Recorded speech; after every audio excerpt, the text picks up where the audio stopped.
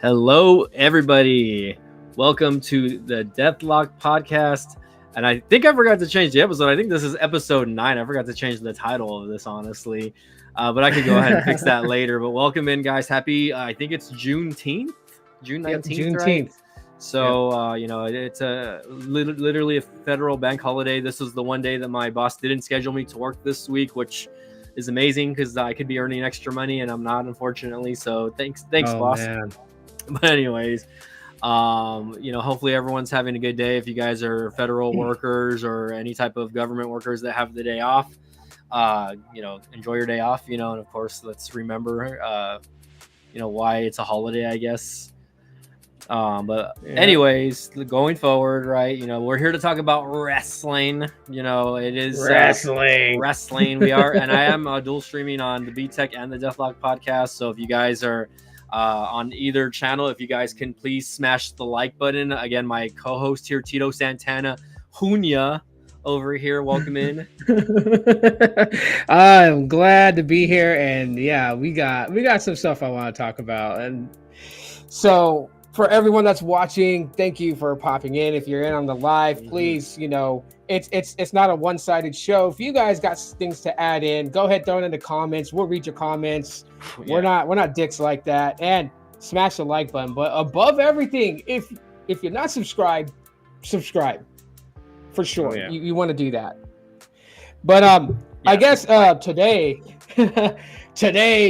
Mike the Biz is letting me moderate this thing. So two big subjects I want to talk about. We already have one titled, right? The Liv Morgan injury. Yep. The other thing I want to talk about too is the whole thing with the reason that Triple H took the belt off Jey Uso.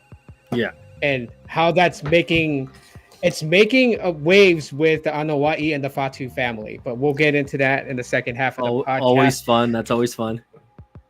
Always fun, especially when Rikishi goes off. But we'll talk about that in a little bit. Let's start with Liv Morgan. Like today's current eye candy in WWE, Liv Morgan. She really messed up her shoulder, man. My God. And it was an accident because there are people who are thinking that, Kairi Sane should be at fault and should be fined for it. Yeah. I'm like, I'm kind of saddened by that because, Kairi Sane really didn't have a great return, right? Her first return back, she lost. And then the whole thing with Zoe Stark and, the mistimed, stance where Zoe missed and, she missed the correct way to do the drop kick because Kairi Sane was not in position and she got injured from that. And I think that's what people are piggybacking off of, thinking that, it was the same thing, with Liv Morgan, where according to sources, they say that they did investigations, backstage. There's no heat between Liv and Kairi. Liv is not, there's no heat between them.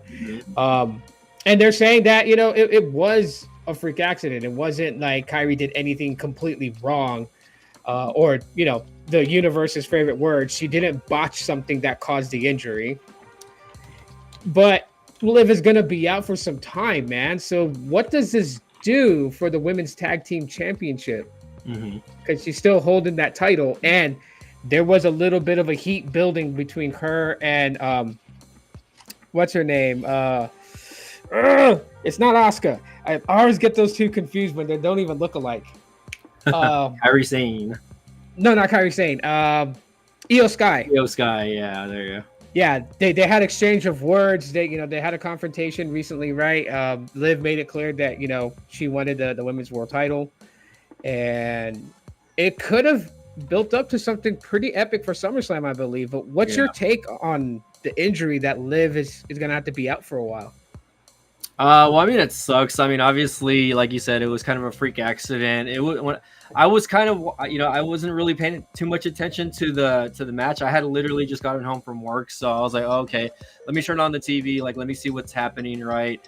Because I believe I did miss that first hour of Raw.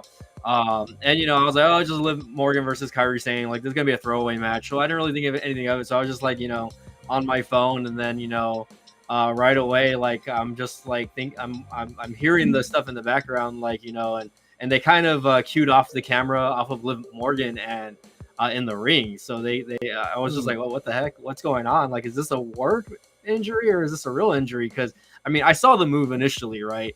You know, it didn't seem like it. I mean, it's not like it was a top rope move or anything high risk where they were jumping off the apron or the top rope or, doing some stupid stunt that they would do in AEW, right? But it was just like, I would say just a basic lockup move that transitioned to a basic fall, and Liv Morgan, I think, she braced herself the way she normally would have during a regular fall. It didn't look complicated at all. Like, you guys can see it there in the I guess in the thumbnail of the video, because that's what I put. But basically, again, it was just a basic fall. She put both her hands and elbows out. She was prepared to land on her elbow, and when she did fall, like, I guess her shoulder buckled. And you see it if you watch the slow-mo, you can see it like in slow-mo, like the exact time where her shoulder got dislocated, right? Which was kind of just like you said, a freak accident. Personally, like, it does suck for Liv Morgan because obviously she is half of the women's tag team championship, and that I believe this injury might take her out for the rest of the year. At least that's what I've been reading, that she might not be back until early next year or late this year, which, obviously her and Raquel are the women's tag team champions, so that's gonna hurt the division. But at least for them, unless they pull what they did last year with Bianca Belair and Jade Cargill, and Naomi, right, where they just slapped the belt on the other person, Roxanne. Right? The other person being Roxanne. Which I could see them doing that, but I don't feel like Roxanne has been there like quite long enough for them to want to do that. So, it could end up in like a tournament. Hey, we got Alyssa Cat in the house. I believe that's my niece. So, hey, niece, how's it going? Welcome into the live stream. We're talking about wrestling. So, say hi, smash the like button if you can. If you want to listen in for a little bit before, please do so. Playing a game, we would appreciate that. We'll try to keep it. We'll try to keep it a little PG here because she's 10 years old. So, for sure. Thanks for the heads up. Yeah. So I mean, don't get me wrong. I'm sure she's used to vulgar words in the background, but we'll try to keep it PG for my niece here. So basically, she fell and it didn't look great, honestly. I was just like, is this a work injury? You know what I mean? But like I said, as soon as she rolled out of the ring, like, you can tell that Kyrie actually tried to continue the match, and right away Liv knew something was wrong, which was good. Like, I think more wrestlers should do this, right? That she got to the rope as quickly as she could. She told the referee, hey, something's not right here, and they stopped the match. They went to commercial break. They were trying to figure it out. They're like, well, we can't continue the match, obviously. And was this match like some sort of? It wasn't a qualifying match for anything, was it? It was just a regular, plain Jane match between Kairi Sane and Liv Morgan. I didn't really see the lead up to this, honestly. Yeah, it's I caught wind of it, on my phone and everything. Watched the clip of it when it's happened. I don't think it was any type of qualifier match or anything like that. So, very sad, but also like two things that could. It's like lightning in a bottle, right? Because I mean, I thought the same thing at first too. I thought it was a work, but then seeing exactly what was going on, and then of course, we get the backstage stuff online that we can see. People kind of just share that stuff. So with bringing up the whole case, right? Let's talk about the Roxanne thing here, because this is where it can get pretty interesting. Like, we already see a little animosity between Liv and Roxanne, because obviously, Finn trying to bring Roxanne into the Judgment Day, and the ladies aren't playing nice, right? Yeah. Even Raquel is reserved about Roxanne. So it sucks, because when it comes to the injuries that wrestlers take, one thing that I don't think a lot of fans kind of consider is how much of the wrestler's career is taken off at this point, right? Because they gotta heal, they gotta recover, they gotta rehab it, and then the extent of the damage. Like, what is this going to limit them to do now that they've sustained an injury, and then how much years they have left to be able to wrestle before they can actually cause like some permanent damage that they don't want the wrestlers to go through. So it's going to be I honestly feel like that if they played it in the same role like they played it for Triple H, right? When he when he tore his quad, and then when he was coming back, even though he was still in his heel persona for the Royal Rumble, Yeah. the fans got behind him. I think this could be an interesting way to like bring Roxanne into the Judgment Day little by little, because the Judgment Day wants to keep the women's tag team championship. That Raquel has no choice but to rely on Roxanne, who comes through for her. They end up building a friendship, and all this time that Liv is gone, like Roxanne snatches away Dom, snatches away Raquel, and the rest of the Judgment Day, since we don't have a lot of them. And so with that, I feel like that can lead up to something between Roxanne and Liv Morgan in the future when Liv comes back. And hey, keep it John Cena rated, man. Is Kairi Sane at fault? I don't think so. No, she's not at fault. Yeah, she's not penalized for it. Yeah, they said it wasn't her fault. Yeah, I was explaining to Tito, like, it wasn't that type of move where, it was high risk. They were on the mat. She just did, some sort of like move that kind of, caused Liv to kind of fall forward, which that was the intention of the move, right? To have her fall on her face, right? And it was probably supposed to transition into some sort of like, not reversal, but what do you call it, like a hold or something like that, right? Like some sort of choke hold or something. And right when she fell, like I said, boom, that's when the injury happened. So, so we'll see. We're gonna keep it PG here, semifinal boss. I have my niece watching, and she's only 10 years old, so let's try to keep it PG, por favor. Think John Cena before you type. I finally get to use that, the John Cena thing. But I have to feel bad for Kairi Sane, right? Because even though, like, we know it's not to the universe's favorite word, it wasn't a botch thing that caused it. It wasn't a botch. It was, but you have the overcritical fans, right? Like, I see the fans on Threads, right? That's where most of like the wrestling fans I interact with are on Threads, and they're going off, and they're solely putting the blame on Kairi, and it's like, come on, like, this is wrestling. This is why when I was young, people used to be like, yo, wrestling is so fake, and I used to really defend it. And tell them, like, it's not fake. It's because of reasons like this, like the stories. The title holders, yes, you can say that's fake. That's pre-planned, scripted, written out storylines, but the physical moves in the ring are not. And these things happen. There's gonna be injuries. I mean, you can only push your body so far before your body decides to just say, hey, you know what, like, this is too much. And even little moments like this, like with Liv, where her shoulder buckled and popped. That happens. I mean, you take bumps all the time. You're taught how to land. You're taught how to, sell. Where it looks like her face got smashed to the mat, but it didn't. And obviously, your body is going to be able to only take so much of that. So, to people who think that she has another movie lined up, I don't think it's a movie that she's doing this for, and I really doubt that Kairi's just that naive and ignorant to. Basically memorize basics of in-ring safety. Yeah. I don't think it's anything like that. It's not a Goldberg thing, semifinal boss. It's not that.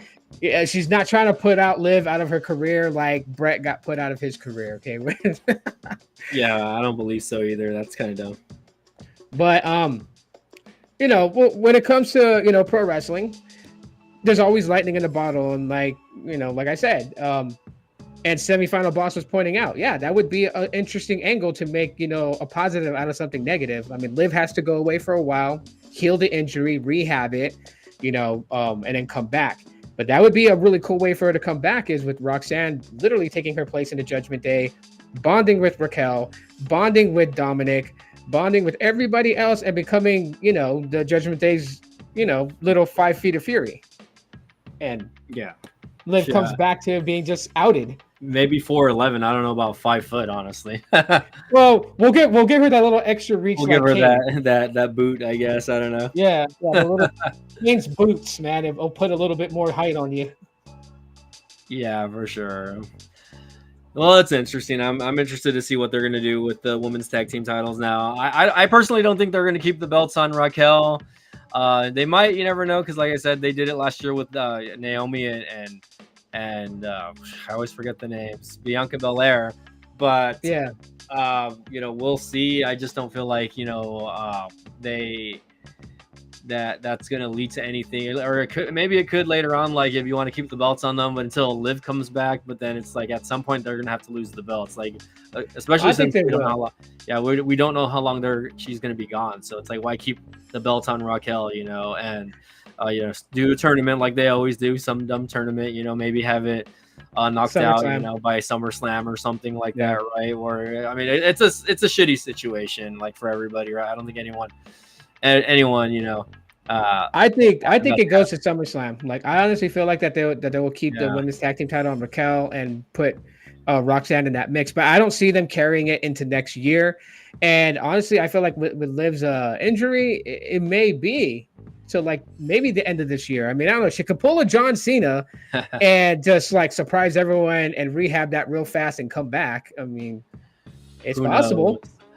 I mean, it does suck though, because it's like, she wasn't just involved in like those, tag team angles. She was still involved in singles angles, right? Yeah. Nikki Bella came back last week, so I feel like they were gonna try to maybe go somewhere with the whole Nikki Bella thing, but again, we don't know. Obviously, that's not gonna happen now because she's hurt. So, well, I mean, that's a feud I that we don't. could have enjoyed. Yeah, I don't. I mean, I would hate to say this, because there are people talking about it, and while it would seem like it's the easiest, band-aid to fix, um, which is just swap Liv for Raquel, not Raquel, but Roxanne. It's like I don't think people would be that interested in watching Roxanne and Nikki Bella go at it. Just not just yet. Yeah. Because that is a problem with WWE right now, right? Like it almost seems like that they don't know what they're doing with writing stories, and it's like they're not building these feuds up enough for people to like latch on and become interested in. It's like, oh, you start a feud today and then the feud between two wrestlers changes by next week Saturday, and it's like, okay, wait a minute, I thought these guys were feuding and now these guys are feuding. Like CM Punk, he had a feud with with Seth Rollins, and it's like the only way I can say that their storyline is even salvaged or an interesting take is if they're doing this to where CM Punk challenges John Cena for the WWE title, but they had it always to where Seth was going to interfere in that and make sure that Punk didn't win, which Yeah. then would be a much better way to kind of continue on that story with him and Seth, because they don't want to take the bet off Cena yet, but you don't want to squash Punk's momentum by having him actually like legit lose. So if they don't do that, it's at Night of Champions that he's challenging for it, right? Yeah. Yeah. If they don't do that at Night of Champions, then it will have people questioning and people pointing to the rumors of bankruptcy from TKO and Endeavor and WWE, which is sad. That's a very sad thing to hear. Which is my next topic discussion. With all these rumors going on about bankruptcy and everything for WWE and TKO, well, the board, yeah. How did they even get to that place? Like, what happened that took a multi-billion-dollar company and made it go millions or billions in debt? Right after signing crazy. like such a lucrative deal with Netflix, you know what I mean?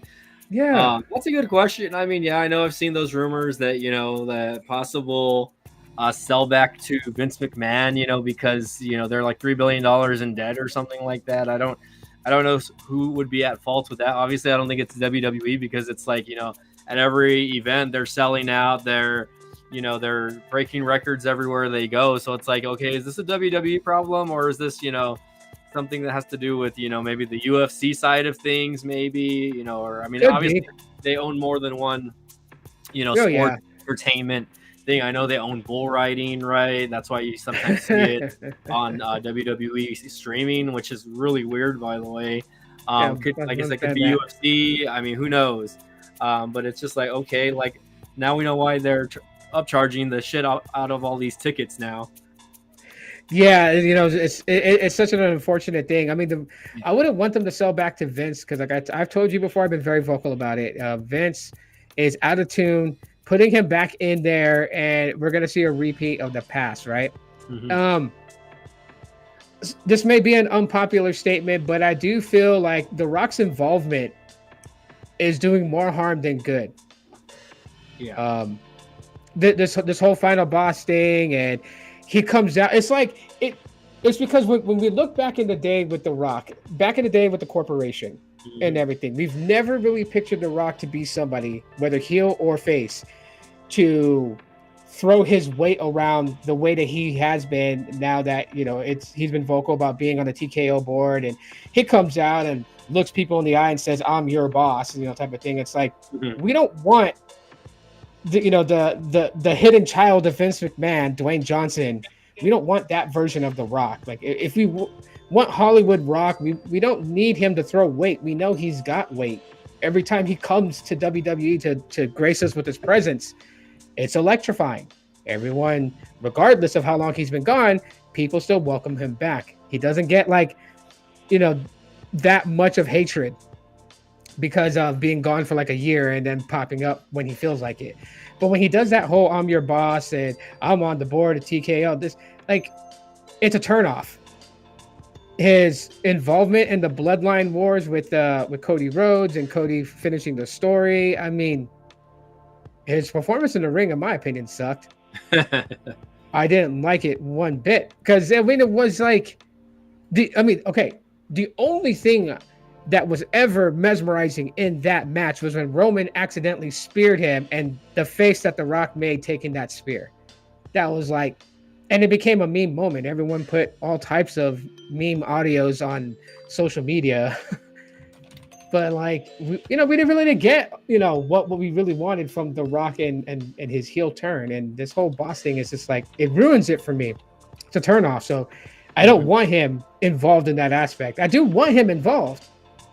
Just we don't need to be reminded that he's on TKO. Like I think that's the thing. That's a turn off when you start mentioning other brands. Yeah. It's kind of a turn off because it makes people like, what is TKO or what is Endeavor? They start to question it, and then their attention solely off the product. Like stick to the rules, right? Hmm. Older days, Attitude Era, pre-Attitude Era, you were forbidden to mention any other company on either taping or on air. You weren't allowed. You got fined hefty, right? It was just why Brett's slap to the face to WWE was making the WCW sign after he was screwed out of the title. Um, Yeah. it was taboo. You weren't supposed to do it. Never. Even like when Scott Hall and Nash went over, they portrayed that they were invading WCW as guys Hmm. from WWE, but they never said it. Yeah. It's forbidden. And I think that's also the thing is when you start mentioning, even though TKO owns WWE, but you start mentioning another brand name, it's a turnoff for viewers and fans. Yeah. They got to stop that. Yeah. Understandable. I think the word we like to use in the business, kayfabe or whatever, right? Which Yeah. a lot of those wrestlers were very iconic in keeping, right? I guess most notably the Undertaker, right? He lived his character basically until he retired. Now he doesn't give a shit because he's retired, obviously. But it's like Yeah. the way things are done now, obviously with social media and everything. I get it. It's a little more difficult, right? Because you're seeing everyone on podcasts now. Everyone's getting interviewed doing something, and not just that, but they're interviewing their own guys post show as well, right? You know what I mean? Yeah. Whether it's a work or not a work, right? And what they're saying, you can tell there's some wrestlers that are very good at keeping kayfabe alive. You know what I mean? Like one in my opinion is Dominic Mysterio. Oh yeah. He's very good, but at the same time, it's like look at where he comes from, right? His dad, has been in the business for what 40 years already. Mm-hmm. He grew up around that, and he doesn't have just his dad to get advice from, right? He grew up with a lot of wrestlers around him that probably taught him the mentality of it Oh as yeah. well. So it's like, Yeah. He had to. yeah, he had Remember, like he was involved at such a to. young age. The whole custody battle with Eddie Guerrero. Right. God rest his soul. And, I mean, Rey Mysterio. if you think about it, Dom is like one of the longest tenured WWE employees, right? You know, Yeah. since he was like what 8 or 9 years old. So, and he's what in his late 20s now. I think he's like what 27, 28 years old. He's almost 30 though. Yeah, he's But getting there. it's funny because it's like, you know, he's only been in WWE for like 5 years as far as like an actual wrestler goes. But it's like, you know, him being associated with the company as long as he has been, right? It's kind of crazy how popular he got after he turned as a heel, right? And it's funny because it's like, you know, Rhea Ripley was the one that kind of like, you know, kind of brought him over to the dark side, and now she's hardcore babyface right now. Oh yeah, and it's just like all it takes is another woman, to start a drama. And I think I said, let me see if I can get the picture. I think I may have sent it to one of my buddies. See if I can maybe get it here on the chat. But I was laughing at it because Dom is like basically triple crowning it at this point, right? Maybe I think I sent it. I think I sent it to Mill Hustles. Hold on, let me see if I can find it.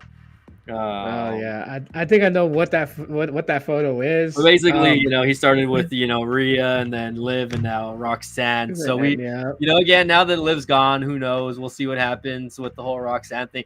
I really would have liked to see it, and it didn't happen. What was with him and Tiffany Stratton? Because imagine how.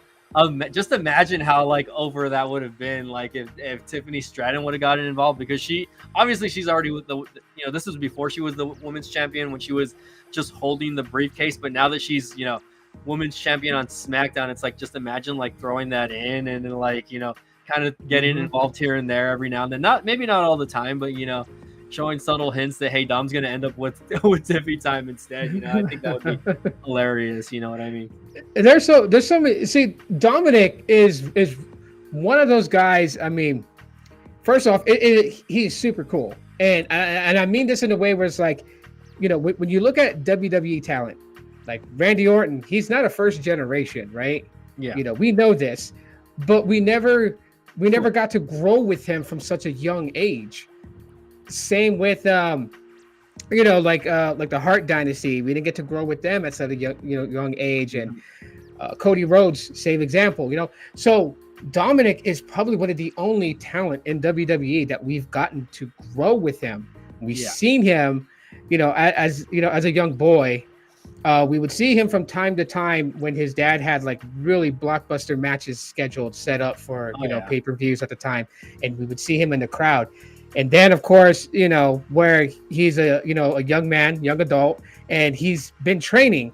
And you're right, he's gotten a lot of tips from great people, right? Even Eddie Guerrero, obviously, he had to give him advice how to stay in character for the feud with his dad. And Kurt Angle, Edge, he had some really good teachers. Yeah. So it doesn't surprise me how Dom can literally get the crowd in the palm of his hand.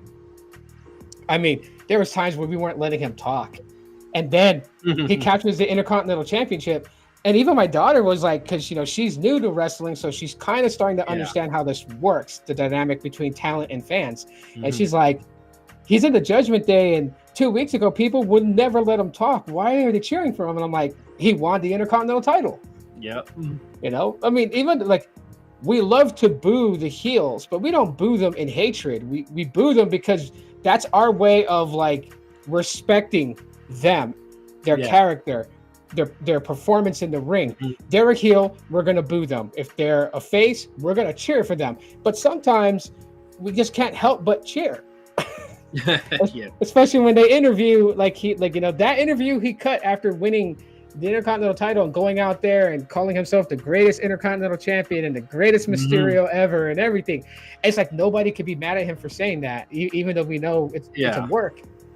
It just fit him. Like, he's so good. Like, I see him.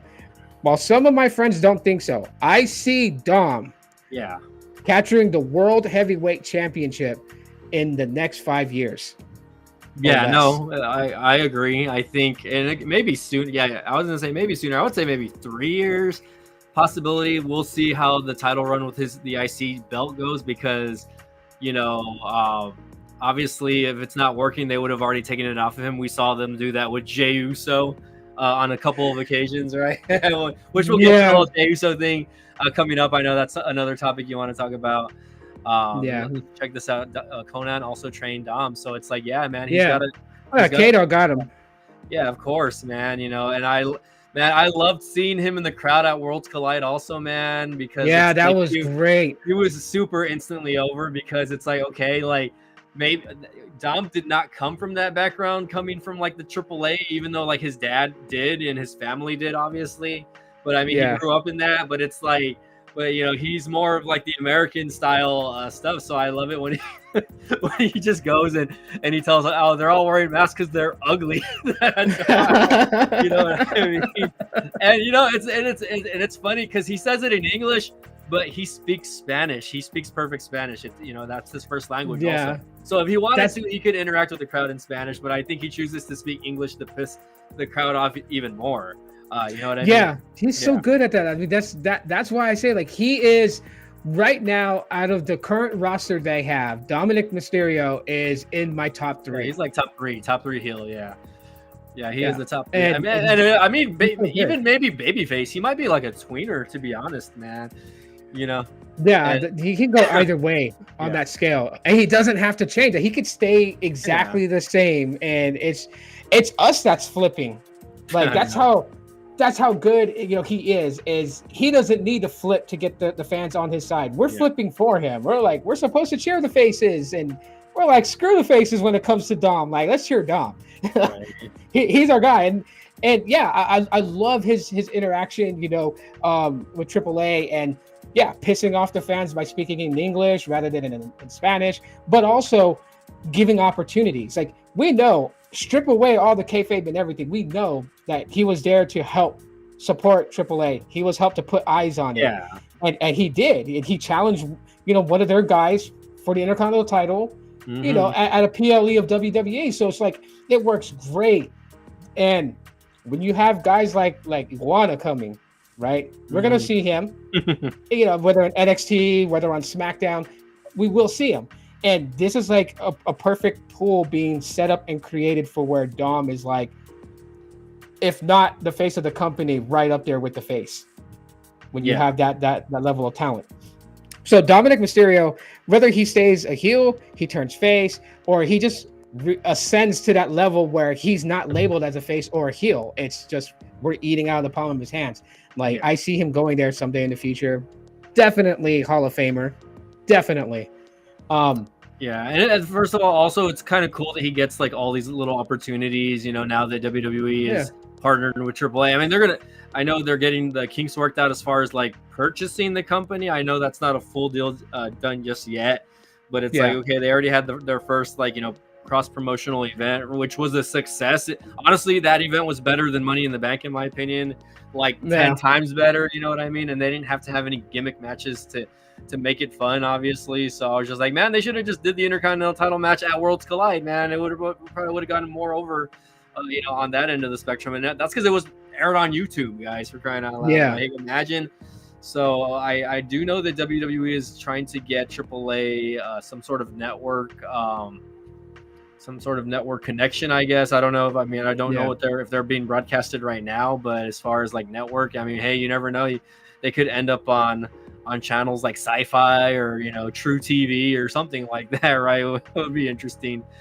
So we'll see. But anyways, I don't know if you want to move on from that. Let's see what the semifinal boss is saying. Willing to bet R-Truth trained him too, since he is tight with him. A lot of what Dom does is done by R-Truth, if you think about it. I could definitely see that, you know, R-Truth giving those pointers. That's the thing about the business too, right? It's like when the, you know, I'll call them the veterans, right? When they see possibly, you know, up and coming talent, they can tell if they got it. They can see it in them, and if they see it in them before they're even ready to step through on the main rosters or anything, they're already giving them advice, pointers, tips, and training them like on the road, because, you know, they gotta train when they're on the road and everything. So I could believe that. And speaking of Dominic and the legacy that he's building, not only for him but for his family, there's another family. We're gonna get into it now. There's another family that has had a legacy running for years in WWE, and in the last, 10 years has garnered like the heavy spotlight.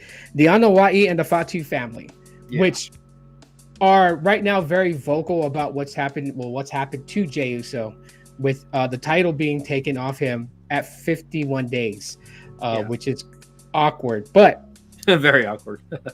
I've been just looking into that, just trying to find, there's so many people that say they have the correct answer as to why. And there's one thing being tossed around. I'm not going to say it's, superly 100% accurate, but it does make a lot of sense why they would do it. It just still, it hurts Jay's climb. And there's this thing circulating where they're saying that, Triple H and TKO made the decision to take the World Heavyweight Championship from Jey Uso because the amount of people on the roster, like of top guys, like if you have a lot of top guys that, people have already recognized all their hard work, their in-ring abilities, their abilities to cut promos, guys like Seth Rollins, you have Goldberg, who just came back because he's challenging Gunther. Have so many top guys. It's like when if you have a pool of sharks and you have like 22 of them being great white sharks, kind of hard to sell Jey Uso as a great white, when a lot, like you said in past podcasts that we done, a lot of Jay's matches since capturing the title at WrestleMania has been him being saved from losing the title. Never been him actually getting the W. And people believe that that's the reason why they took the belt. It's going to be harder to sell him as a champion. So at this time right now, they may be looking at ways to repackage Jay so that way when he does hold the belt, it makes sense to everybody. I don't know if you think that that's true. I don't think so. I mean, I personally believe that they're going to throw him back with his brother in a tag team. That's what I've been seeing being rumored, is that they're gonna throw him back with his brother, and I don't know why they would do that at this point, because he's been a singles guy for the past 2 or 3 years already. They really kind of taken, him, and I really kind of like Jimmy also as a singles guy, right? I know Jimmy still hasn't found his footing as a singles wrestler, but he can cut a promo if he wanted to, right? He can be serious. Like, I've seen the backstage segments where he's just going back and forth with other guys. He's honestly a better talker than his brother. People don't give him credit for that. But I think he's a better talker than Jay. So I have a feeling I always go back to when the Bloodline first got started and Jimmy got hurt. I was like, what if it was the other way around and Jay was the one that got hurt and Jimmy was the right hand man of Roman Reigns, right? It could be different. Things could definitely be different now. Obviously, we can't turn back time. This is the alternate reality that we ended up in, unfortunately. so the timeline shifted, when Jimmy got hurt. But anyways, I think it's interesting. I think I don't think, we'll see. We'll see what happens. Obviously, I think it's going to end up being Jey Uso versus Cody in the finals when it comes to the King of the Ring. I think Cody's going to win it.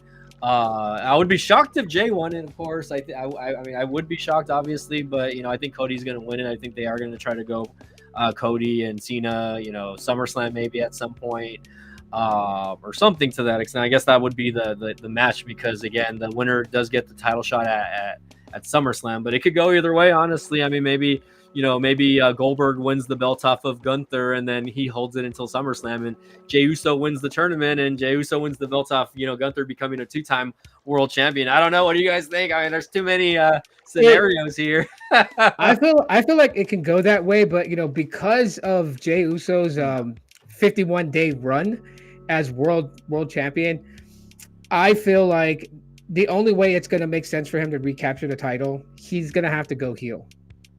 He's just gonna have to. I mean, I give it to him. He can rock the crowd. He comes out, everyone's yeeting, everyone's doing that. The double hand gesture. I get that. I think it becomes more compelling and more interesting. Again, like I said, he's got to stop that yeet BS. He's got to stop doing it every fucking 10 seconds. Yeah. And if he goes heel and picks off on what his brother Jimmy created, the no yeet.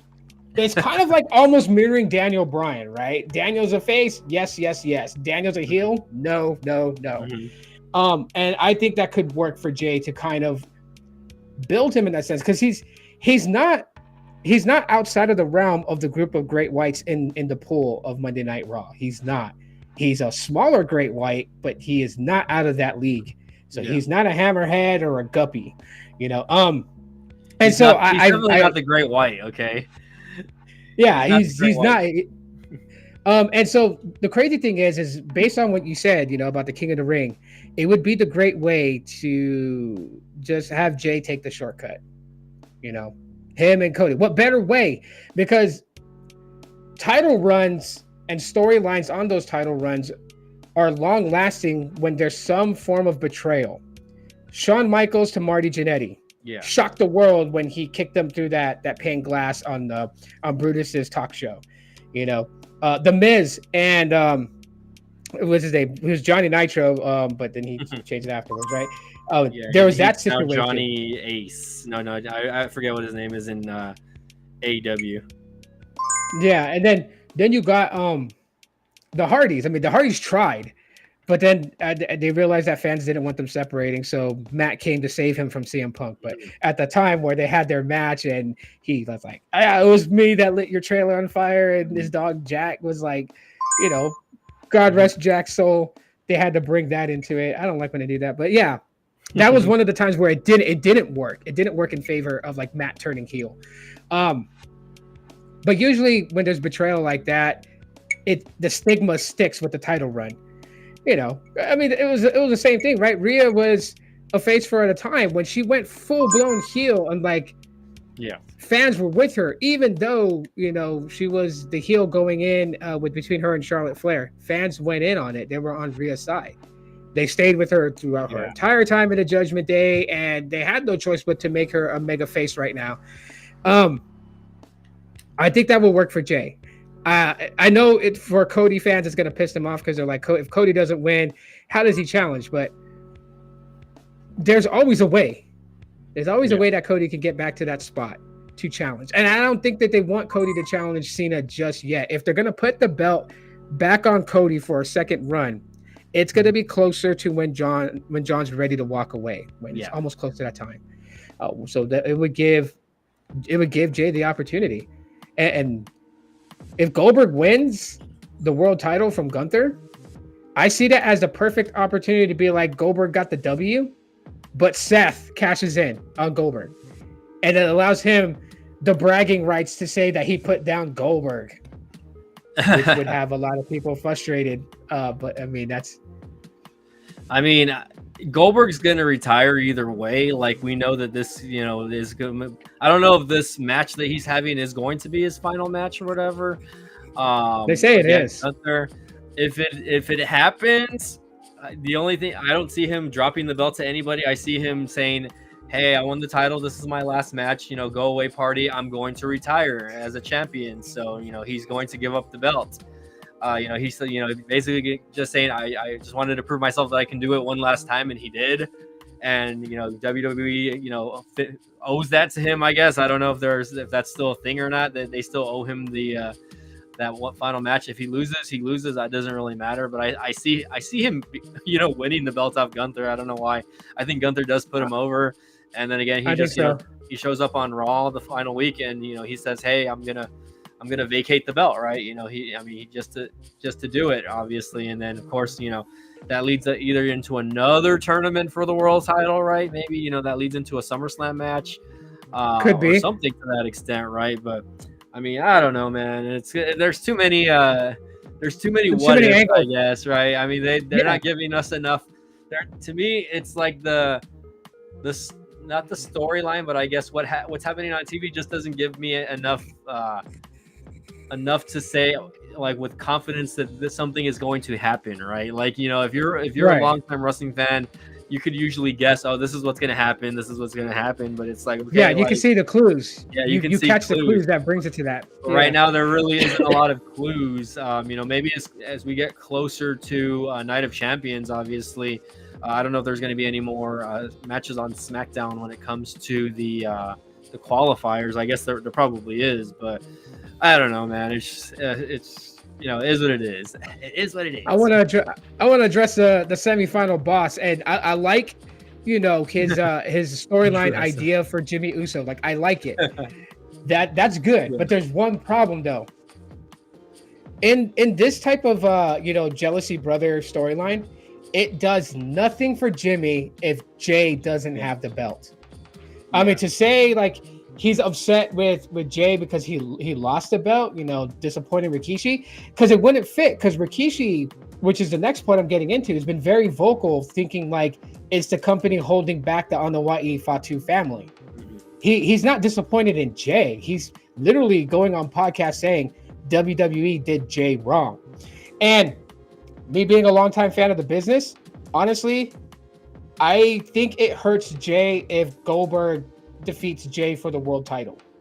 So if my thing about this whole rumor that there's too many big guys on Raw and Jay just didn't fit the bill to lead as a face to hold the title doesn't resonate with me. But the fact that WWE is like, okay, we got Jay, he's hot, the fans are with him. We don't want to crush Goldberg or Jay, so let's take the belt off Jay. Let's put it on, Gunther. Let's have Goldberg and Gunther, which makes sense, right? Two big guys, go at it for the title. And I believe they pitched the idea to Jay, and Jay's on board. He's a company guy. He's on board with it. He's like, yeah, I'll drop the belt. Yeah. Maybe he wanted to see it too. Maybe he wanted to see Goldberg go after Gunther. And obviously, Jay is going to get the belt back at some point. And that's why I say the storyline with Jimmy and Jay, it would work only if Jay has the belt. Yeah. It doesn't work for them without a title. So maybe we'll see that when Jay gets the belt back. Maybe Jimmy kind of like becomes that voice in his head again, like, you can do this, you can get the belt back. He gets the belt back, but then, Jimmy betrays him, right? He wants the belt. Yeah. And there's so many ways they could go with it story-wise. And this is why, like, when it comes to pro wrestling, you have so many avenues you can take based on what you think is going to work with the fans. And in case of injuries, whether you got a backup storyline that it could easily transition into. The beauty of writers. I want to write for the company. Hey, they're hiring. I do. I'll write them some good they always stuff. hire shit. I know. That's crazy, man. But, well, time will tell. I guess time will tell what happens. Yep, time will tell. So, on that note, with everybody, like, I'm just as sad as people are that Jay didn't hold the belt very long. I don't think they're screwing him. I don't think it's the amount of big names on the Raw roster. I don't believe in that. I just think that, they're trying not to miss any opportunities, because there's a few opportunities that were missed in the entire history of pro wrestling. One of them, which I wanted to see, but I didn't want to see them when they were older. I wanted to see this in their prime. And we've missed the opportunity to have an Undertaker versus Sting. Yeah. To me, the only way that I would ever enjoy that match is if I turn on, WWE 2K25 and play as them. Because I wouldn't want them now, Undertaker being as old as he is, Sting being as old as he is. Like, no. And even when Sting came to WWE, like, I didn't want to see it then because they were already past their prime. Yeah. But so I think, WWE is being smart. They don't want to waste an opportunity. And if Goldberg is physically good to be in the ring with Gunther, great way to go. I mean, we'll see. I mean, even Gunther trolled that Goldberg can only go like 3 minutes in a match. So I love that. I know, dude. I'm just like, oh man, they're really, trying to hype this up, which I don't believe this match is going to go more than 5 minutes. Honestly, the entrances are probably going to be longer than the actual match itself. We'll see. Which I think will piss fans off. I mean, it is Saudi Arabia, so I mean, I hate to say it, right? Most of the Saudi shows are throwaway shows, or they're glorified shows, I guess. I mean, they're not doing the King of the. Are they doing King? I guess they are doing King of the Ring this year, right? Yeah. So yeah, they are. So last year, I know they got like those belts last year, right? I think the inaugural ones were Cody and Liv Morgan. I don't know if they're going to do that again this year with the belts, but I mean, obviously they get the number one. Whoever wins gets the number one contendership. So I mean, again, I'm excited to see where that goes. Hopefully I'm not working that night. I don't even know when the actual PLE is. Honestly, I'm not really keeping up with them anymore. If I can watch it live, I will. If not, I'll just watch the replay at this point. You know what I mean? It is what it is. I actually want to do. I actually want to pitch an idea to you for SummerSlam, if it's possible. Because Yeah. like I don't have to watch SummerSlam live, but I was thinking for SummerSlam, since it's the first SummerSlam with a 2-night event, that like we can't show it here on YouTube, so people like the viewers don't get overly excited. But I was thinking you and I could actually live react, watch it on a podcast, and just kind of like, I mean, we could. My only thing on that is, again, there might be delays on my end and your end. You know what I mean? I know that the last time we tried doing that, I think there was like at least a 10 to 15-second delay. No, we do it after we've watched it. So like we'll watch it on our own time so we can enjoy it, and then instead of doing the results, the results podcast, we could do a live reaction, because we'll already know. So if like it's delayed between you and I, it's not killing it for our experience, but it's like, we can actively talk while watching it. Yeah, I guess we would have to maybe play it in the background, I guess, but we'd be like, okay, we like play it at the exact same time. Like I'll be like, all right, well, you press play on 3, 2, 1, and then we just do that. We could do that. We'll see if we can see if we can make that happen. If not, maybe I can grab like moment clips of SummerSlam and put like a nice reel package together, send it to you, or upload it to the cloud on Restream so we can play it, in background, and it'll be copyright safe because it won't be sound, so it's not taking any sounds, and it's cut up and moved around so they can't say it's like copyright infringement, and we're reacting over it. Well, WWE is gonna find all the ways to do it, but if you want to try that, that's fine with me. Yeah, sure. we could try it, and we'll see what happens. Because I mean, like, the most that can happen in this situation, because there's a difference between a community guideline strike and a copyright strike. Copyright strikes, it's just them telling you like you can't monetize the clip or the sound. I don't think WWE is going to community guideline strike, because we're not like showing the entire PLE. We're going to pick moments out of it and put some sort of real clip together. I can work on it, because I got more available time. Send you the video, you can screen it, let me know if it looks good to you, and then we can just do our reaction to SummerSlam, where we give out the results and what we thought of the matches and have a little visual to it. Yeah, man, that's an idea. I mean, whatever. I mean, I if you want to clip it, I don't know. I'd rather just live react the way we normally do, but it is, I'll let you be. Hey, we could try the live reaction first. I guess we'll see what's up. I could do a test run on a different channel, so it doesn't affect the stats of this one, but I could do a test run and then see if WWE gets butthurt about it and guideline strikes me. And if they do, I'll let you know, because it'll be on a throwaway channel that I have. And the thing is, like, my Deathlock podcast channel is now linked up with the B-Tech channel, so if they decide, hey, we're gonna take it down and we're this and that, then I might lose the B-Tech channel again. You know what I mean? So we'll see what happens. I'll test it out. I'll probably test it out for a couple of months. Because maybe save that for WrestleMania. Unfortunately, I need to try to figure out how to unlink all the channels, but it's like, for me, it's just easier to have them all linked to one email address for the most part, even though I know it's a bad idea. So even though YouTube tells you, if you ever get a channel taken down, you can never make a channel again, tell that to Logan Paul. Oh yeah, well, I mean, just reach out to like a YouTube liaison about that. See, because that is one of the things.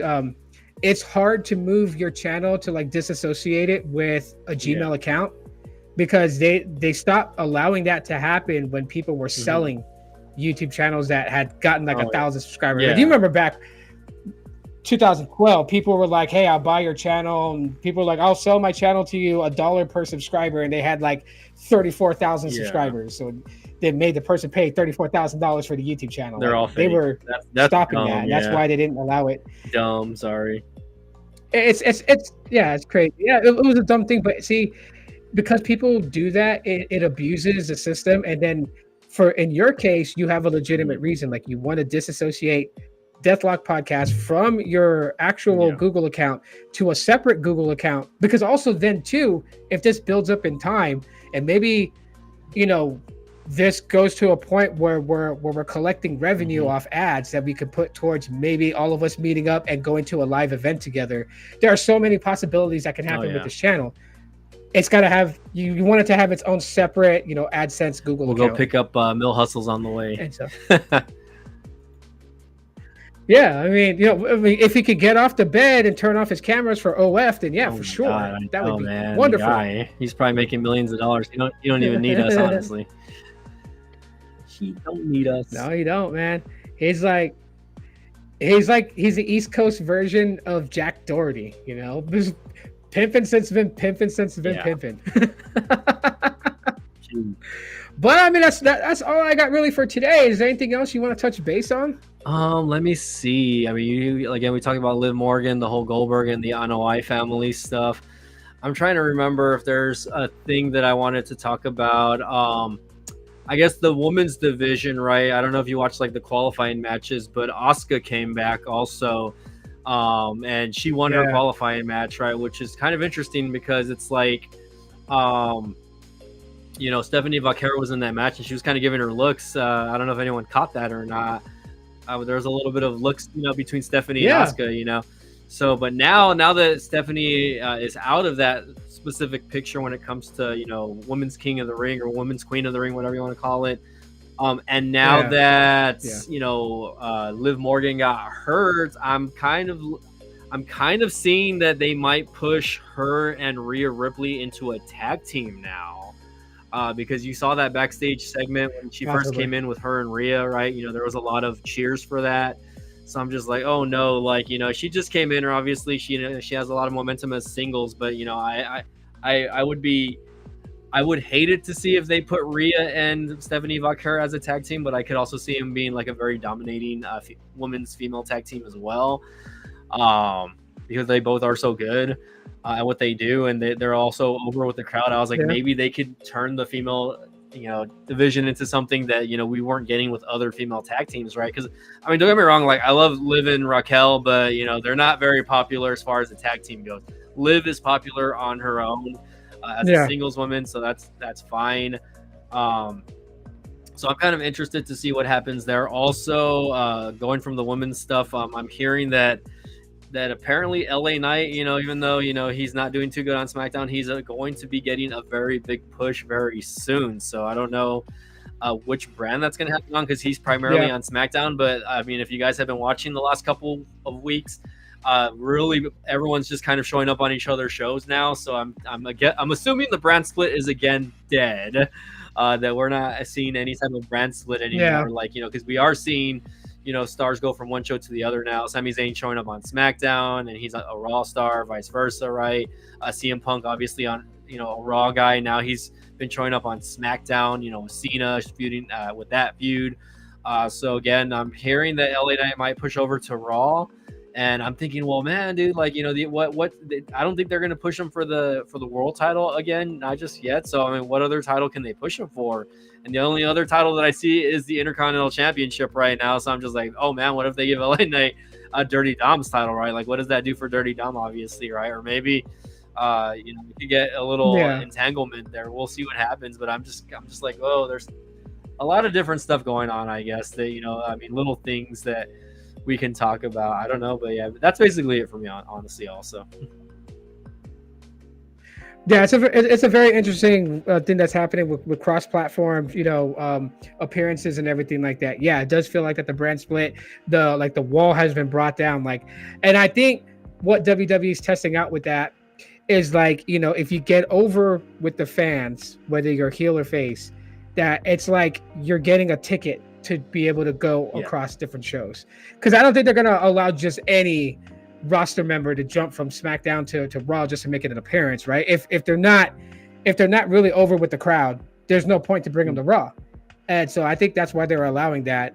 And for LA Knight to get a pretty big push, I see that. I definitely see that. I definitely have a feeling that they may start testing the waters with the fans, getting fans' reactions, because we're all believing that John Cena is going to drop the belt to somebody new, and he could. It may not be Cody that gets the belt back, you know? Cody really doesn't need a belt right now. LA Knight does. LA Knight could be that one that stops Cena's, you know, whole heel persona retirement movement and take the belt from Cena. They've had you know, moments in the past interacting, right? There were times where like John Cena tried to raise LA Knight's hand and he pulled away, he jerked away. And he wasn't a heel, he was a face, but there's a little backstage heat between them on a respect level, and I think that LA Knight has made that clear. So why not just only push him, but let him get the belt that he pursued Roman for and came up short. That's what I would say. I mean, who knows? They could pull the trigger on that. I mean, I don't see them not doing that as well. So who knows? I mean, we'll see. It's just, you know, again, a lot of stuff is up in the air when it comes to this whole King and Queen of the Ring tournament deal. So who knows? But let's see. I'm trying to figure out, like, oh man, like what else is going on? Like, I'm trying to like, okay, is there anything worthy of NXT or maybe TNA? I know that AAA had Triple Mania recently, and I don't know if you saw the clips. Joe Hendry showed up on their event, and his music was the I guess the Latino version of his song, which has been all over social media. Yeah. I don't remember the group's name, but you know, obviously, you know, Joe Hendry, TNA guy, right? You know, he's still affiliated with WWE in a lot of ways, so they're gonna use him to, how they want to use him, I guess, right now. And you know, he's still super over with the crowd as well. So I'm, you know, I mean, it's only a matter of time, right? He's gonna either end up NXT or possibly main roster. I'm pretty sure he's gonna end up NXT first before anything else, right? So that he can learn, like, you know, the WWE system, I guess, or style, I guess, of how they do things, right? And I don't think at this point, I don't think it's necessarily a bad thing now, because like you don't see a lot of people lasting, especially if they want to move you up, they're going to move you up, right? Females like Stephanie Vaquer, Julia, they were not even in the NXT system for 6 months before they got called up, right? And it just depends on the person and how much money they can bring in and generate, right? Like if they're doing extremely well there, then hey, let's move them up, right? If not, we're going to leave them here to kind of develop their skills, and then when we think that they're ready, then we'll move them up. You know what I mean? So we'll see, man. I think he's going to be a major player in 2026. I think that's going to be interesting whenever that comes to fruition. So we'll see, man. I'm kind of excited about that. What were you going to say though? I definitely am. Well, I mean, I definitely am. I do want to introduce a segment to the to our podcast show, and it's actually an award. It's an award, and for people to understand this award, because it's gonna sound like a really dick move. But this is kind of like putting WWE on notice that they're dropping the ball with somebody, and the first inaugural for the how do I want to word this? I'm going to call it the stalemate. Okay. For the stalemate award, currently at this time, that championship is on the shoulders of Jacob Fatu. Why? And before people get mad, I love Jacob's energy. I love how he's doing things. I believe WWE is mismanaging how to maneuver him now that he's broken away from Solo and Solo's bloodline. It's almost like the same effect of what happened with Jay. It's like he's a United States champion. He's exciting to watch. He's energetic. He's kind of got that it factor to me. I just need WWE to give him something more solid when it comes between him and Solo, and not have him drop the belt to Solo. Like, cringe. So it's a little stale right now. Yeah, it's a little stale, little lacking something. It needs something to spicing it up. So to WWE, this is a call out to the WWE and their story writers that they're letting Jacob go stale, and it's a bad move because there's so much potential for him down the road in the company.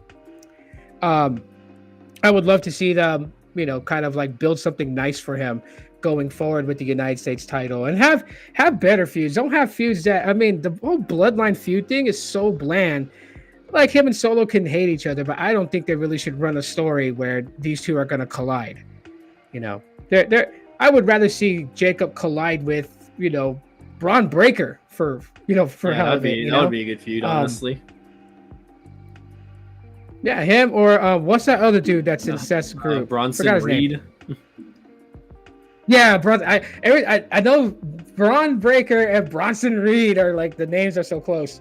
But yeah, I would love to see a push for Bronson and Jacob to kind of go of it. I don't want to see JC Mateo challenge for the United States title. He hasn't been there long enough to even garner that from all of us that are fans of the company.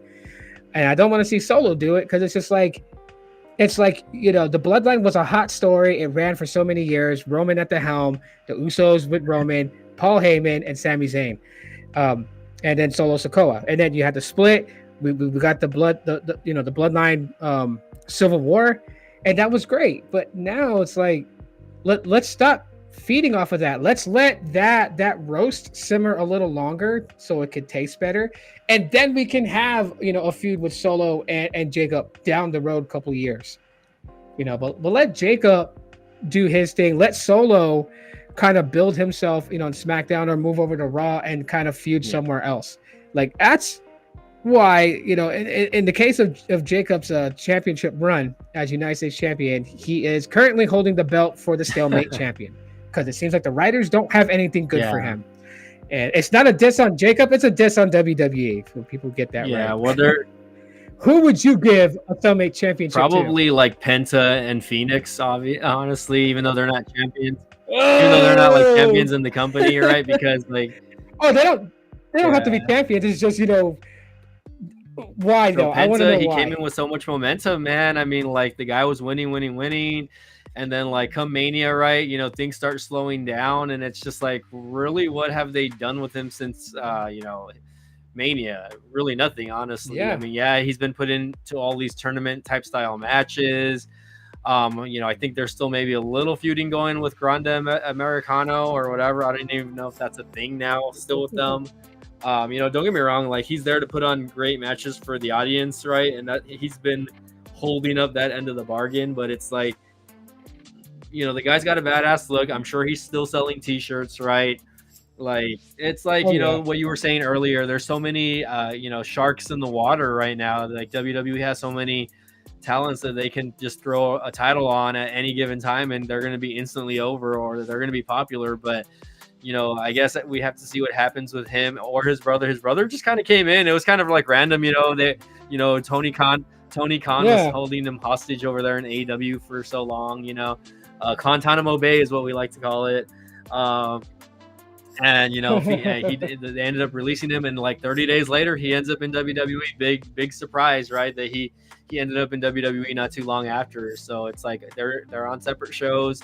I think WWE should just do it and put them back as a tag team, right? The Raw tag team division is shit right now. SmackDown, I think SmackDown's tag division is a lot better than the Raw. I mean, you have Xavier Woods and Kofi Kingston as tag champions, and they're literally, just feuding with the Viking Raiders, the War Raiders, whatever you want to call them. And those have been really the only guys that have anything to do with them since they won the belts. So I'm just like thinking to myself, okay, let's mix it up again. Obviously, Penta and Phoenix are on different shows. Like, let's get them back in a tag team.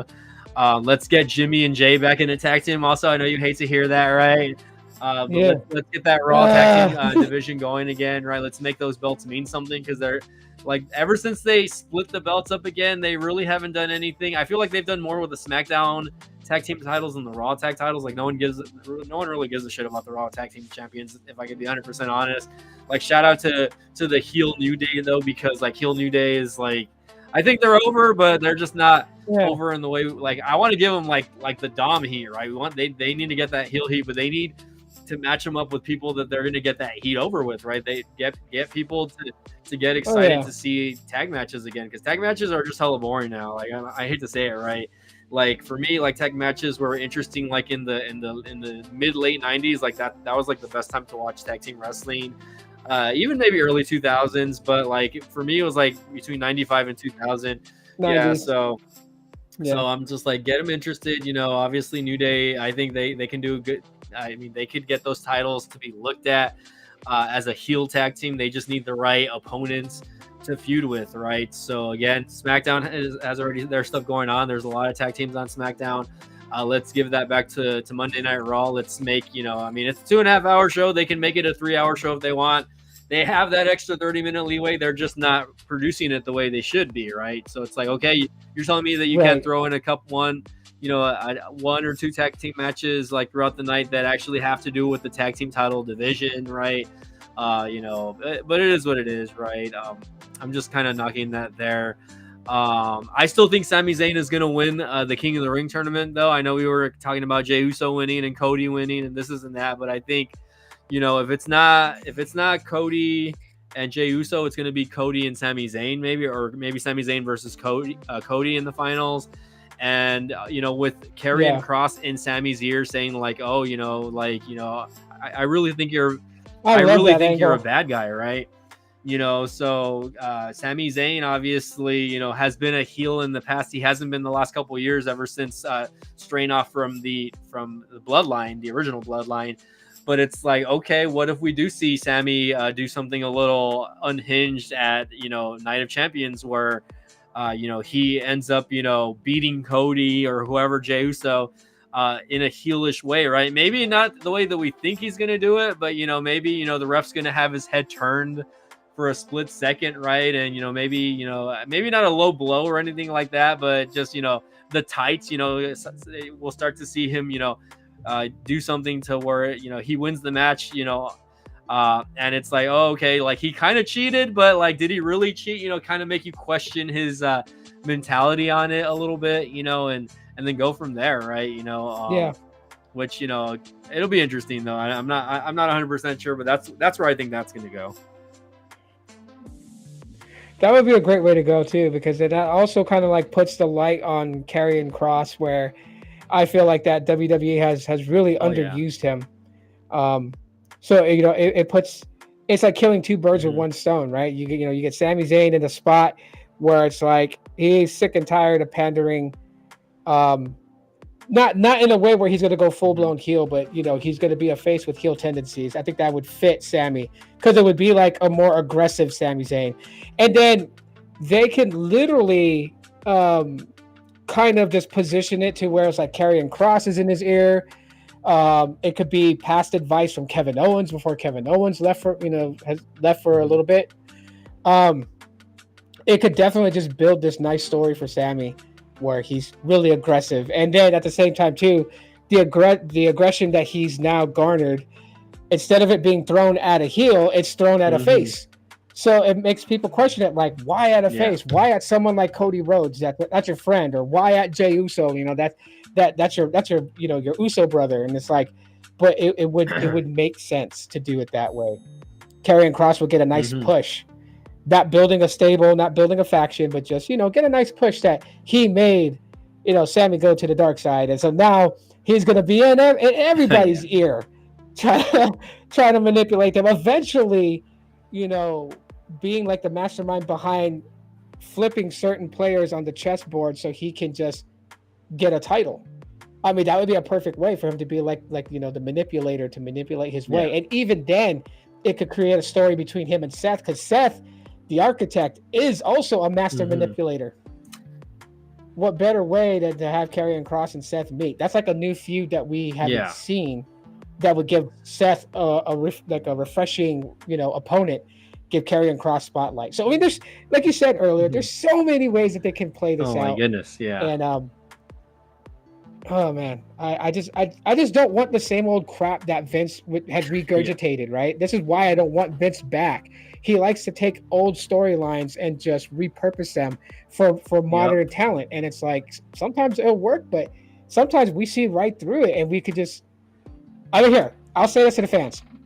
If you can look at a story angle from the start of it to the current moment, and if in your mind you can name a storyline from the past that resembles it, it means it was reused. Yeah. You already can feel it. You can be like, oh yeah, that's Stone Cold and The Rock. That's Edge and Cena. Like if you can point that out, all they did was use the same base of the story and just reconfigure it. Oh, is that me or is that the music in the background? That's the music. Hold on, let's change it. Okay, that was kind of interesting. Okay. That happens on Restream, or maybe WWE sabotage. Like, hey, quit giving away our stuff. Like, I don't know. There you go. That's a little bit better. Yeah, that's a little bit better.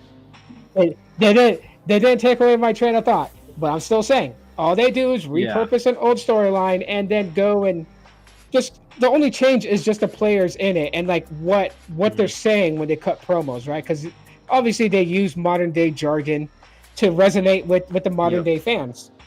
That's all it is. So no Vince McMahon. We say no to Vince. No Vince. Yeah, of course. We don't need that. We need refreshing stories. We need refreshing feuds. The idea of Rhea and Stephanie forming a tag team would be great. There's so many angles for that. They can dominate the women's tag team division. They can find a reason to reunite Jade Cargill and Bianca for one night to have a team of powerhouses and skilled wrestlers go at it. Maybe Jade and Bianca don't get the titles, but it would be very cool to see those four women go at it in a tag team match. And it'll probably even give a reason for Jade to go heel and her and Bianca feud. It would set it up nicely. You have that. You have, I mean, we can see what happens, with Nia Jax and whoever she wants to pull as her partner to go after Rhea. Like Rhea and Stephanie, that's a good move for the company. Put them together. Because then you also have the dynamic that's starting to brew, and I'm seeing it more and more on SmackDown. Or like with the last qualifying match where Alexa Bliss got the win for the qualifying match. You had Charlotte that had what's her name in the figure eight, but she lost. And then Alexa does this. Yeah, she lost because the person tapped out after the 3 count was already counted for when Alexa did the Sister Abigail DDT. But the contact that her and Charlotte made is building a chemistry where we could possibly see, Alexa and Charlotte as a team at some point. I mean, I think it could lean that way, but also, I mean, hopefully she ends up doing something with the new Wyatt 6, because I'm just kind of getting over the whole Wyatt 6 thing, even though they're trying to like butt themselves into the tag division, I guess, which I don't see why. I mean, I guess I can see why, because they have 3 other guys that they're just really not using, and they're not using, they're not storytelling right for them. I mean, put it this way. Do you remember that old group that used to come up on Monday Night Raw that was like a group of freaks that came out to ICP's music? I forgot their name or what they were called. No clue. But the White Six reminds me of them. Like if you YouTube, those guys. Yeah, them. Yeah, the White Six reminds me of them. It's like they wanted to continue Bray's legacy, but it's like WWE was like, oh yeah, let's reuse the oddities and we'll make them like it. No storytelling. We didn't know any backstory to any of the members of that faction. It was like, and then they were wrestling like the Headbangers and Owen Hart and the Nation. It was just like, it was such a weird thing. And it's like, I see them doing that with the Wyatt Six. So that's why I love the Wyatt Six. I love what I see the potential was for this group, but what they're doing with them, I don't like. So Alexa can stay away from them because that would tarnish her movement. Yeah, no, I get you.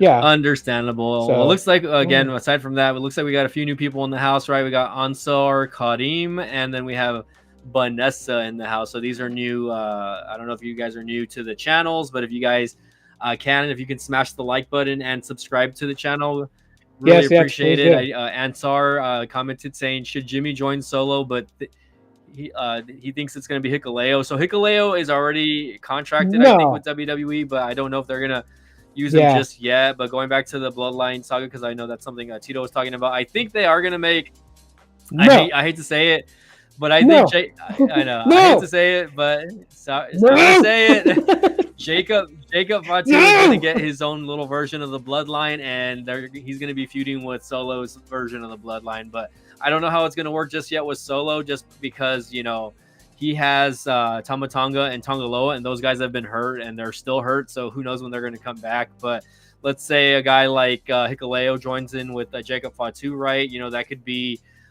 Jacob's backup, right? And then Solo has Mateo, so we'll see how that goes. Here's an interesting play on that, okay? So I know I've been saying no to it. The only way I can see this working is, if Hikuleo joins up with Jacob, but then there's one more person who has joined with Jacob in outside promotions, who has lately, we've been seeing him at WWE events, and that's Zilla Fatu. Well, I don't know. Maybe.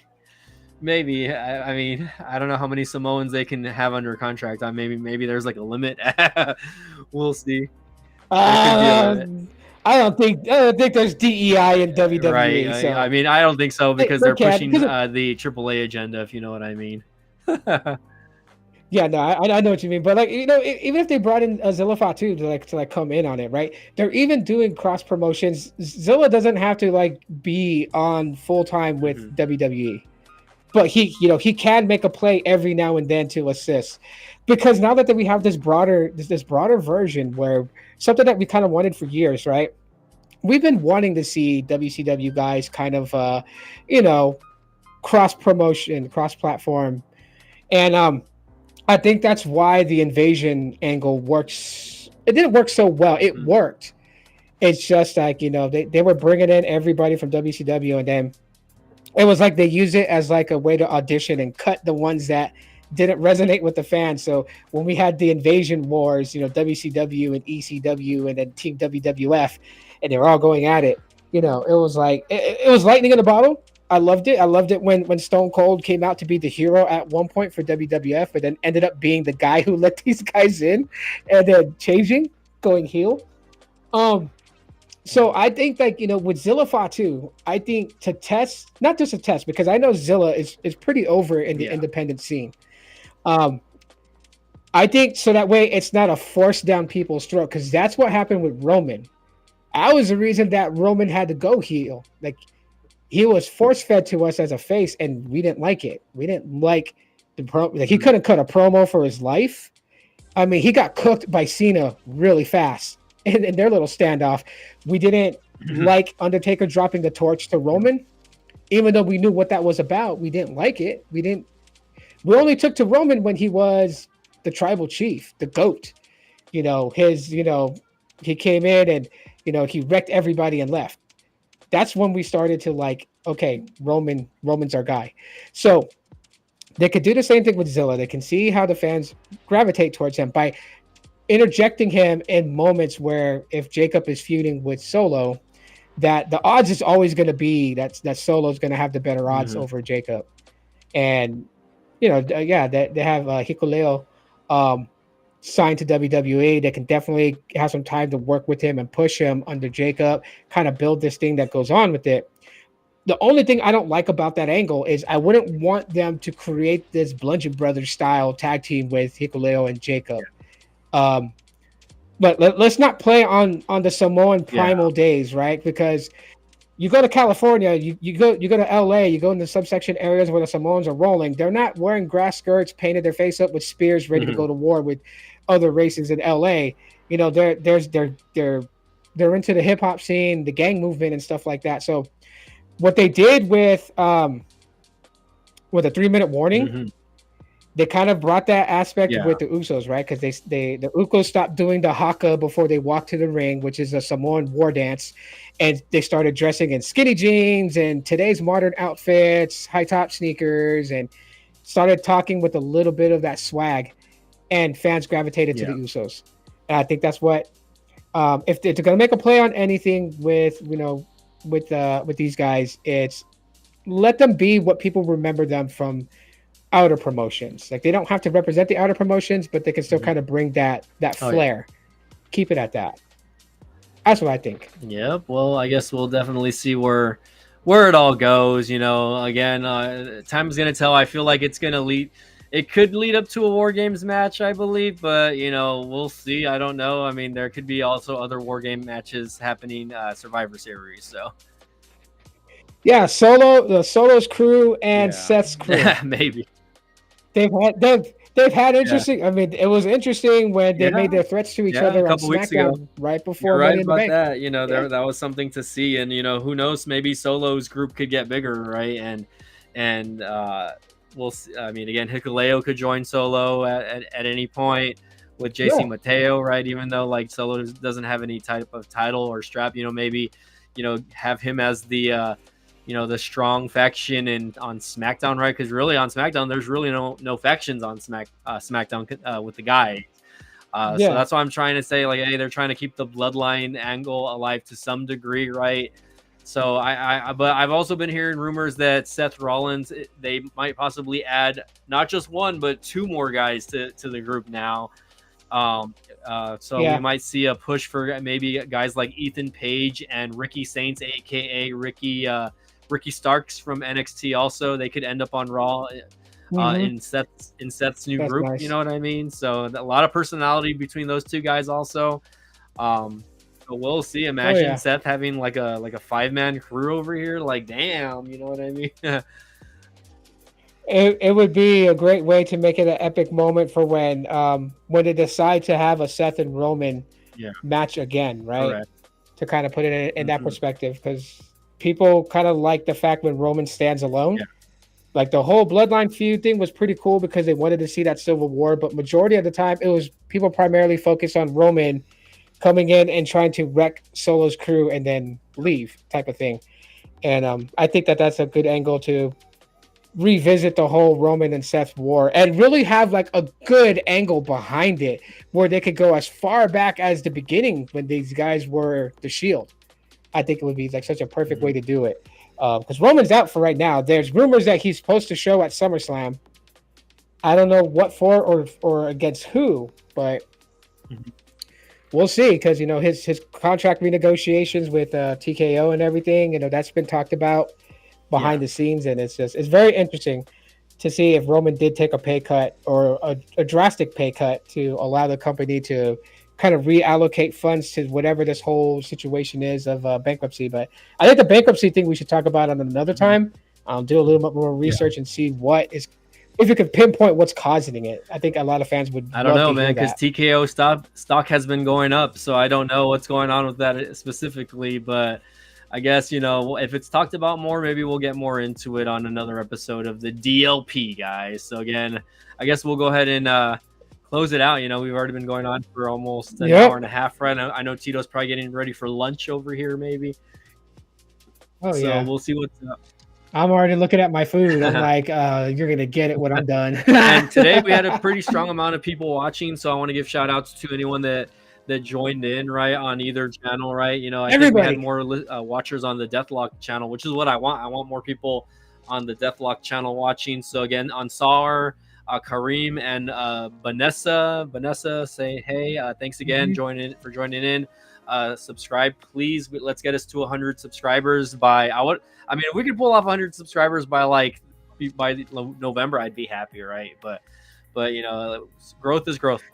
I think we're at 85 now. I think somebody did subscribe to the channel, so we are at 85 now. So, which shout out to. Oh no, I'm sorry, we're at 86, so we're only 14 subs away, guys. So again, keep it coming. We'll get into it. We'll again try to. We've been slacking, a lot of the year, but we'll try to continue posting at least once a week on the channel. Get into it, of course. And again, if Tito needs to go live by himself and I'm not available, Tito, obviously go live or post up a video whenever you want to, man. It could be a short, whatever you want, man. Yeah, it's gonna start happening just because I like the DLP is like my way to break away from the tech stuff, right? So then that way the tech stuff is not boring to me. So it's a good palate cleanser. Gives me a lot to talk about. So yes, primarily we'll focus on doing some live streams. If I have to do it solo, no pun intended, I'll go solo. The cool part about that is if you post a video on the channel, like solo, whether it's a live or just like a 5-6 minute video, whatever, I could go and react to that video like after that and do a live reacting to that video. So I'll be like, here's me reacting to Tito live over here. Tito sent.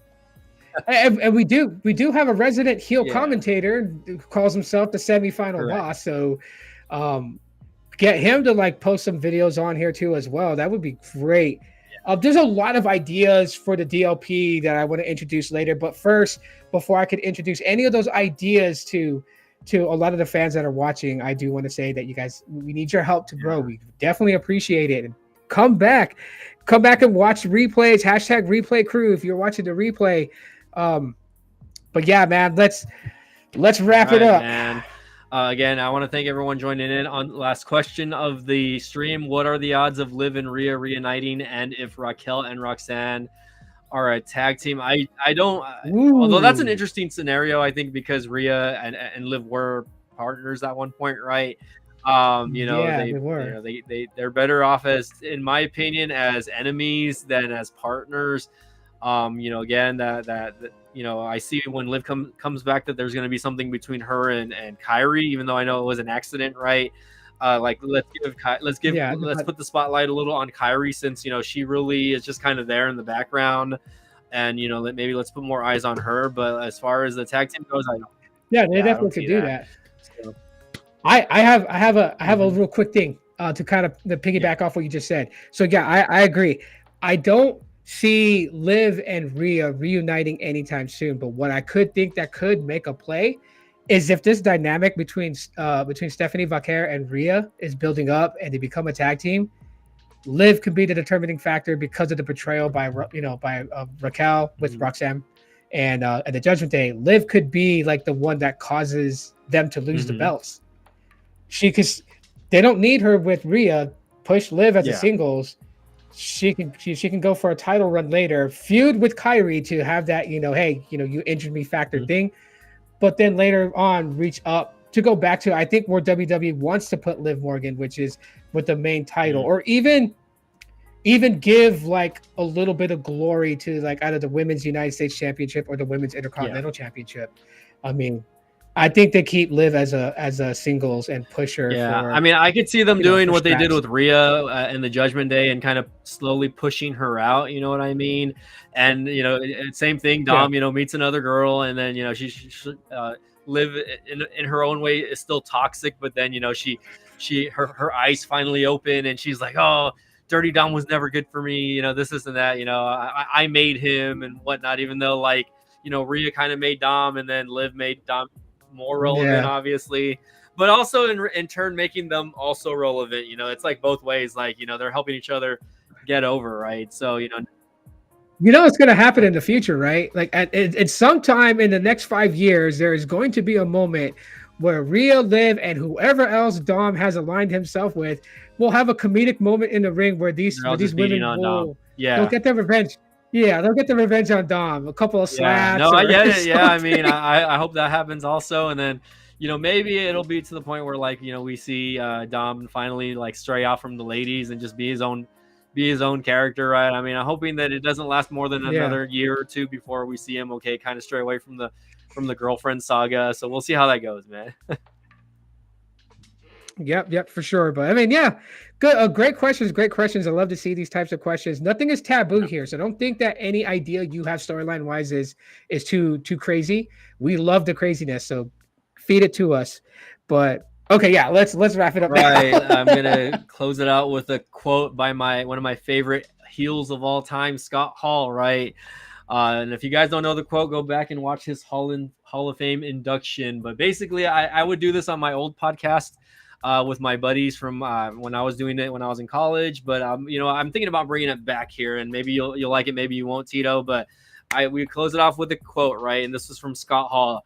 You know, you might have heard it. It's hard work pays off, dreams come true, bad times don't last, but bad guys do. Yeah. Oh yes, please bring that back. I love that. So yeah. Listen up, Scott Hall, man. But anywho, everyone have a good afternoon. Enjoy your Juneteenth day today, and get some rest. You know, go do some gig work. You know, get something good to eat. We'll see you guys on the next one. Okay.